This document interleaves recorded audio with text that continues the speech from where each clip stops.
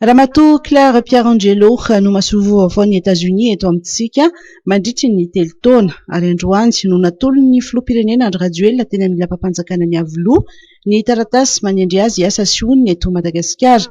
Nandritry ny fihaonana teo amin'ny rotonta no niresahana momba ny fanamby rehetra atrehan'i Madagasikara ary ny fiara-miasa eo amin'ny États-Unis sy Madagasikara araka nambarany mahasoa vaovao ny États-Unis Claire Pierangelo. I am so pleased to be starting my time. Nanana fotoana zahay nidinika mikasika ireo fanamby atrehan'i Madagasikara amin'izao fotoana izao fa nahafahana ihany koa ny resaka ireo mety ho endrika fiaraha-miasa ahafahantsika miaraka miombina antoka mba ahafahana miatrika izany fanamby izany. I think together, in cooperation, we can help the Malagasy people achieve their hopes and their dreams.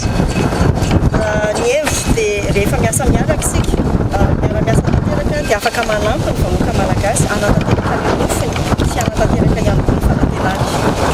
And so once again, I am so pleased. Dia anteriko indray fa tena faly tonga eto androany izao ary tonga eto Madagasikara amin'izao fotoana izao ary efa miandry sahady ny fotoana ahafahako mitety an'i Madagasikara hijery ny firenena fa indrindra ihany koa ahafahako mihaona ny vahoaka Malagasy. I look forward to learning about Madagascar from the Malagasy people. Ary isan'ny zavatra andrandraiko indrindra ny hianatra momba ny Madagasikara avy amin'ireo vahoaka Malagasy. And for thinking sy ara-idinika ny hoe ahoana no ahafahantsika miaraka miatrika ireo fanamby ireo sy miatrika ny fanampiana ny Madagasikara. So let me just say tarakely ny fiarahabako fa dia mbola manantitra ny fiarahabananareo tamin'ny fiverenany fahaleovantenan'i Madagasikara indray. And I look forward to my next. Dia mbola manantitra ny fahavononako hiara-iasa aminareo eto mandritra ny telo taona ho avy eto amin'ity firenena tsara ity.